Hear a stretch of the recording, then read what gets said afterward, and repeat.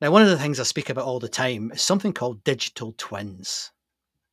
Now, if you don't know what that is, let me put it into a future history story context and see if it helps. The year is 2080, and my name is Kuno. Now, I'm about to go and have a chat with my son, who is only in his 30s, but I think there's a few things I can teach him. Being one of those switched on millennials, I reckon I can really, really help him understand how we got to where we got to today. So, in that conversation, I talk about him and I talk about his health.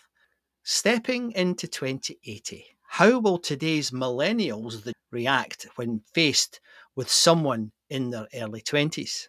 Well, I can imagine conversations where they talk about things like, for example, health, and they say, do you know, a long time ago, it wasn't just humans that had digital copies made of them. It all started with machines. And in fact, your grandfather used to work with companies. You might remember them. There was a thing called cars. And those cars and those engines in the cars were made by a company called Rolls-Royce. And Rolls-Royce were one of the first companies to develop a digital twin of the engine.